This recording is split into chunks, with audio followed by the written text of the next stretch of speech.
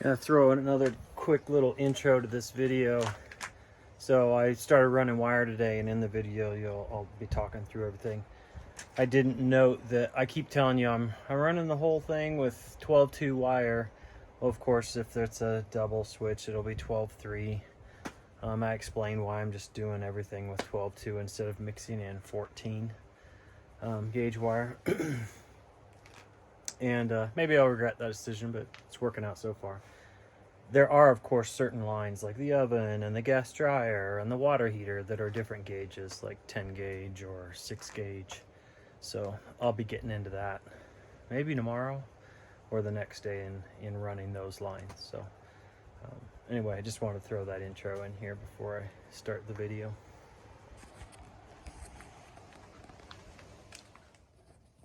All right, today I'm picking back up with electrical. So this morning early, I started putting outlets in this side of the garage. I put the 3 outlets up for the 3 garage door openers. Started working on the switches in here as far as getting boxes in there. When I say outlets, I'm saying receptacle boxes. Got that mounted, and then I'll show you on a sheet, but I started laying out anything that needs a dedicated circuit, so I'm going to make notes on that. So I have a welder that I want to have that be the outlet I plug into, because I'll mainly be welding out in the driveway or maybe sometimes here in the garage. But I want to be able to plug into that dedicated circuit so it goes straight back and it's not shared with anything, because I kept tripping the breaker in my shop with my welder the last 8 or 9 months that I've had it. All right, we got Matthew back, and he's going through now, and all the cross braces I put in. He's shooting 2 nails through each one. It's leaving the gap between the wall and the cross braces, but it just anchors the wall. But because they're nails, it allows the truss to flex up if it needs to. And again, that's not, I explained in another video, there's other ways to do it with brackets that let the truss float above but keep the wall anchored to it, or these screws that drill up with the housing that keeps the screw tight against the truss but allows it to float.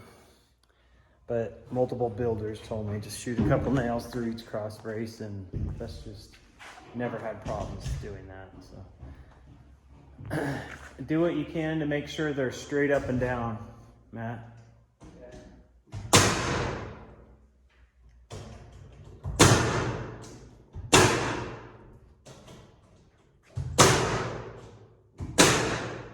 So anyway, I'm filming myself watching him. It's all right if it's a small crack, but I mean, if the board shatters, then let me know and we'll try and replace it. And I'm slowly figuring out these deals. So I like these 3 gang boxes, at least this style, because it has this flange. So you can set it in there, and then I can just put a brace behind it. So I just cut out the size of the hole, and then I used, where's my tool? This guy to trim off the 2 nail flanges there off the top. So what's anchoring this is this flange off the side into a stud, and then tension on the wall with these 2 knobs, and then I'll put a brace behind it just to keep it solid.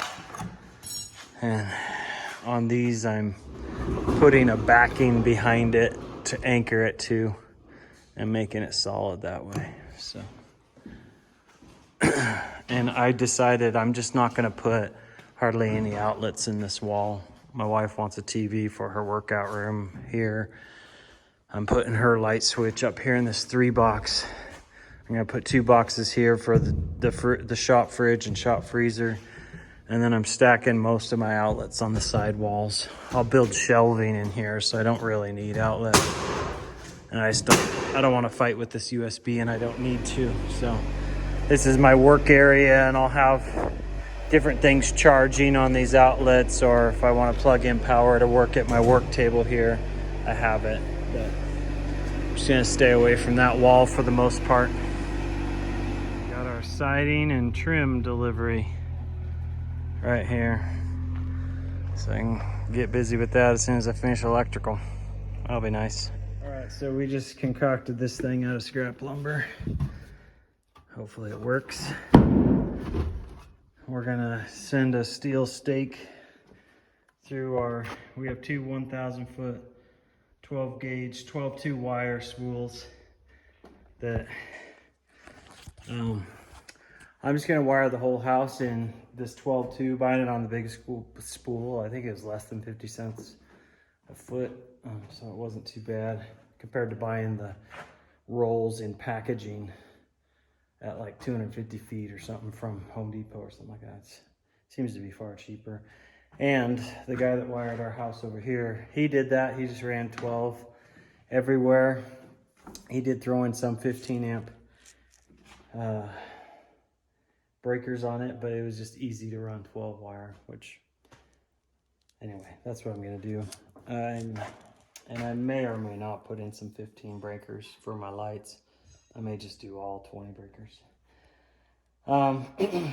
And hopefully we're going to put this spool on here, and then when you go to pull wire, it just rolls on the spool and wherever we're pulling it. So it looked to be quite a bit easier that way when I watched the guy wire our house before, and I'd never seen that done because I haven't really watched too many people wire our homes, but hopefully this works. I think, fingers crossed, I went in and put in all the receptacles for cove heater thermostats. I moved another can light or two. So I took out the two middle can lights in our living room, and there'll be a fan in the middle. So if I get down the road and I decide I need that fan to have a light, I can swap it out and it'll have switched power. And then I moved this light over so it's a backdoor light. And because I wanted to be able to come in and out, there'll be a hot tub and a big back patio back here, covered patio. I wanted a 3-way light switch for this one light for here in our hallway, just in case in the evenings or at night we're coming and going, hot tub or whatever, we can switch this one light on and off from both ends. So anyway, not that you need to know all those details, but I'm just, as things roll along, I'm starting to see little things and putter with the light arrangements and so forth. But otherwise, I think every receptacle box is in place. All the lights are where we want them. The garage is all set, and we're ready to run wire. Exciting. Finally, if this works. All right, so we're just using a normal cement stake. I got a long one in case we need to put a nail in each side to keep it from sliding in or out as we pull a lot of wire, but it's working just fine. So that'll be good. And that way we can just pull, especially in our long runs. This will just roll out real easy instead of carrying around a big old roll or trying to spool it out. So this will work slick, I think.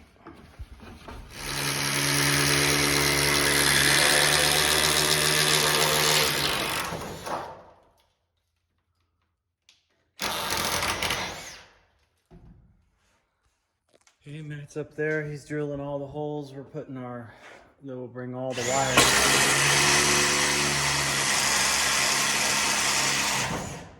That will bring all the wires through eventually. And we'll put our panel here. So we'll just let the wires hang down here for now with labels on each of them. And we're going to start running. All right, here goes the first line. We don't pull them up through the hole when we're sending them out, otherwise you're fighting that hole the whole time. We've kind of designated a route for a certain area, and we're gonna neatly move them through the trusses, these various lines, and then we'll leave it hanging down here, and then we'll feed those tails through the holes at the very end, so we're not fighting them as they go out. All right, we're doing a second run. First one we just cut off about 2 feet from the floor. And I labeled it twice, once up here, once down here. I'm doing that because one time I was remodeling and I started just cutting the ends of these. And I was like, oh crud, and I cut off all the labels. Luckily I hadn't gotten very far and I was able to sort it out. But you in the vicinity over there? Yeah. Okay. Yeah, let me think, hang on. Let's keep running them to this wall over here in this kitchen and then we'll work our way back.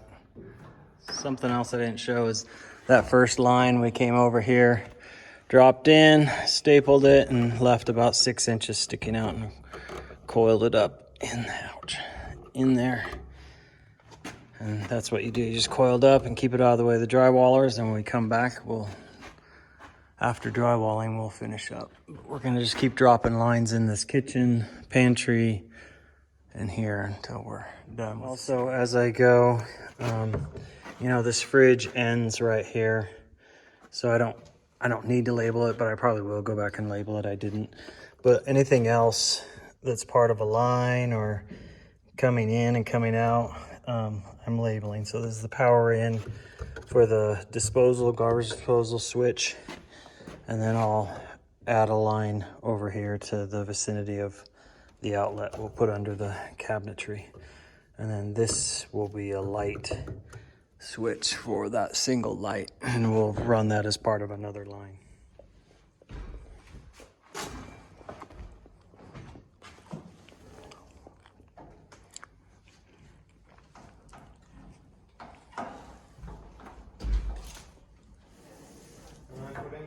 Keep pulling.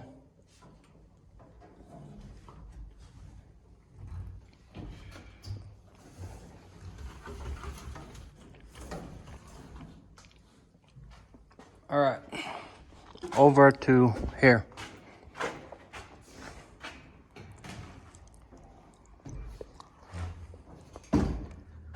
All right, we have the kitchen mostly wired, not the lights because they're part of the larger system here with the living room.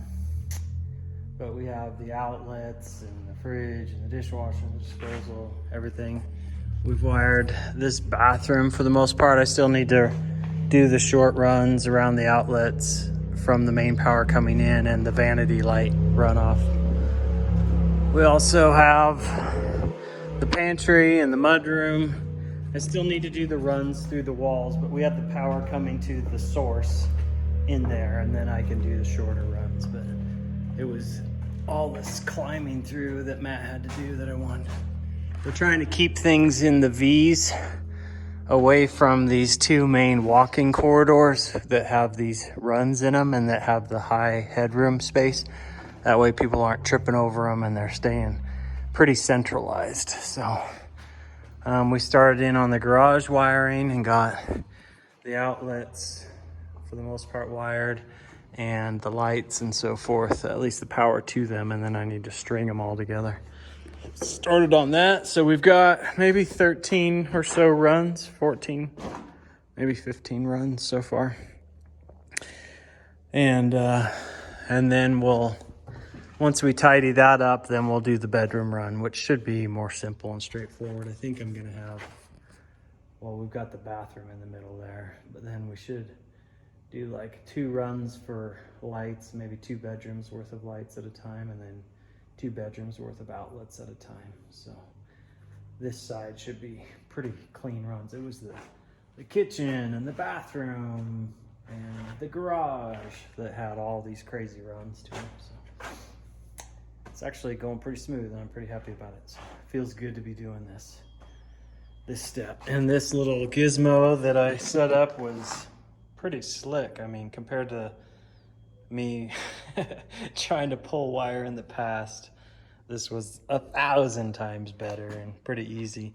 If I had to do what Matt was doing by myself, like get a wire started and then climb through and pull, I mean, I stood here a couple times to help feed, but I didn't have to. He could just pull it himself. So I could have just by myself pulled these runs. I mean, it gets trickier the farther out you get. But Anyway, it's the way to go.